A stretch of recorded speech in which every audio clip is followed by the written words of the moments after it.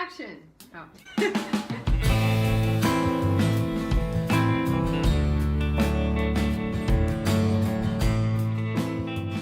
I'm Raquel Vidal. I am a singer-songwriter. I started in poetry and music and then got them together. What artists or bands have inspired you the most? Well, I grew up on the Beatles, I have to say, among other things. My mother had Peter, Paul, and Mary, and so like when I was really, really small, I was like 6 years old, I'd be singing those songs in the living room. And then it progressed to the Beatles, and then the whole punk, new wave music thing happened, and that was really fun for me. And I seem to have skipped a chapter like Led Zeppelin and a lot of stuff that other people knew, and I got past that stage of all that music, and people would say, oh, you know that Neil Young song? And I'd say, no, Neil Young, who's that? What?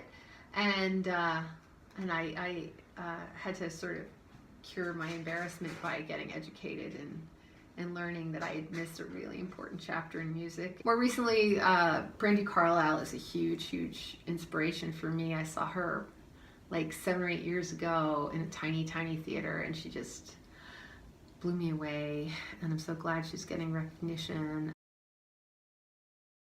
When you were beginning to write songs, what did you struggle with most? Probably focusing on what I really wanted to say, because I would just write and write and write and write, and then I had to edit it down. Figure out what that message is, and anything that doesn't support that message can be picked out. What aspects of songwriting are you working on right now? Ooh, so what I'm working now on is melodies and taking my voice out of its comfort zone. What I've done, and I know a lot of people do this, is you think, well, this is my range, I do this. I'm nuancing my melodies a little bit more and really thinking about where my inner dialogue is saying no to me and saying, you can't do that, that's, you know, and I'm thinking, no. Take yourself out of your comfort zone and really look at what melody's going to work best here. And yes, you can bring your voice there. And I'm finding a lot of surprises, actually, pleasant surprises. Doing the melody note by note on a piano even helps me, because then when I take it vocally, then I have no excuses, because I've already figured out it's a pretty melody on the piano. It helps with pitch too. If you feel you want to hone your pitch, sing it with the piano. And a really good way is recording it on your phone, and you know, just sing your song, record it. And a lot of times, I don't know if you've noticed this, but hearing yourself back, you might think, I was a little pitchy on that one note over there. I think I could do that better. You know, that's one way to hone your craft, your skill. What do you do when you're writing a song and you get stuck and you just like don't know where to go? Okay, I put it down. That's the first thing, and that happens to me a lot. I write a lot of beginnings of songs. Some songs I don't finish, and some because I might steal parts of them and put them in other songs. Because sometimes I realize that 2 songs I'm writing at the same time are actually supposed to be one song. This happens to me a lot. So sometimes I'll just put that song away, and then I'll write something else that's really exciting to me. And then I'll realize that there's one exciting part of the first song, and that I can merge the 2 ideas because they really were around the same subject. Taking those collections of words or phrases that really grab you, but maybe the song didn't work, but maybe it's good for later, and just putting them in a file or something. And sometimes it doesn't go into a song ever, but a lot of times I'll borrow from there. We are both women in a very male-dominated music industry. Yes. So what sort of challenges have you faced? The biggest challenge has been, you know, just to be taken seriously. I think no is a big word that, you know, no, you can't do that, little lady, is something I've heard before from male musicians, and people in that realm.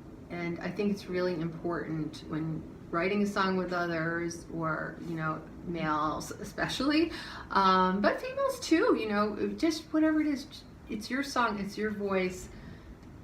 You have to get it out there the way you want to get it out there. If you're recording with someone who's saying, this is the way you should record it. I recorded with someone once who was trying to make one of my songs sound like another song completely. When I wasn't there, he put down all these parts on it when I wasn't around, and took it in another direction that we had never talked about, and it wasn't good. But I think it's really important to stand up for your work, because it's your work and it's your voice, it's your message, and I always have. So I won't let anything go that doesn't feel authentic, and that's really important. I think that's something that young women like yourself are going to have to face as well. And as long as you're authentic, just stay with yourself and your message and what you want to do and accomplish, and people will take you seriously. What advice would you give to beginning songwriters? Okay. I would say, don't try to sound like anyone else. There's only one you. So whatever you have to say, try to say it in your way.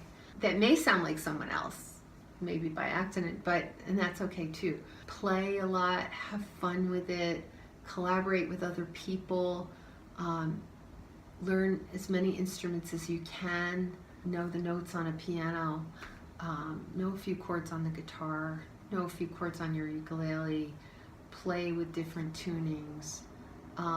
It should be about play, and it's about creativity, and through that creativity, getting your message out and finding the right voice musically. Find different voices to express yourself in, and especially when you're starting out, it's really important to discover what all those sounds are and feel comfortable moving around them. I would just say, just open your eyes to different things, different ways of looking at songs, and playing, and find other people. I tried to write songs when I was in my early 20s, and it didn't go so well. I didn't have anyone to play them for or with. Yeah. So I said, well, okay, I wrote this song, now what? I don't even know if it sounds good, and I was too scared to get out there and play it for someone at an open mic, and I didn't have anyone saying, come on, let's go down to that open mic. So I didn't have the confidence to do it, and it seems scary. But a friend of mine once told me, do the open mic thing 6 times, 6 weeks in a row. By the 6th week, you will not be scared. And I did it, and it worked. Yeah. And wow. The 6th week, I wasn't trembling, I wasn't numb. You actually, when you get scared and you tense up, your voice doesn't sound as good, you can't play as well, so you're really not your best self then. So you might as well just relax. For the first 6 open mics I did, or 5 open mics I did in a row, it was like, oh. But they were clapping, and they were very appreciative, and I was shocked. I was actually shocked. I didn't know who they were clapping for. I thought it was the game in the bar. I was wondering at the end of the song, because I had my eyes closed and I was playing, and at the end of the song, I heard this clapping, and I opened my eyes, and I thought, oh, who won the game? And they were looking at me and clapping, and I was surprised. I really didn't think anyone was going to clap, because it was just a bar restaurant, and it had an open mic, and I thought, no one's going to notice I'm even playing. But they did, and they were very appreciative, and people really are appreciative that you're up there doing that. It's a gift, and you're giving a part of yourself to other people. So that was the biggest surprise, that people didn't have Rotten Tomatoes under their seats and weren't ready to throw them at me, because I was convinced that that was the thing. So I guess, just having confidence to get out there, being brave to get out there, do it with some friends to get started, go to an open mic with a couple friends, have a good time, enjoy it, smile, and it gets easier, and you get more confident, and you start sounding like you do in the shower then, and that's much better. It's much better to sound like you do in the shower. Where can we hear your music? Oh, okay. You can hear my music on Spotify, iTunes, all of that. Diamond Hotel is my band, and I've got another record coming out. This is a little grittier. Some things are more produced and bigger sounding, with more layers of vocals and guitars and instrumentation, which I wanted to do on a couple of songs. So I'm really, really enjoying producing this. It's really, really fun.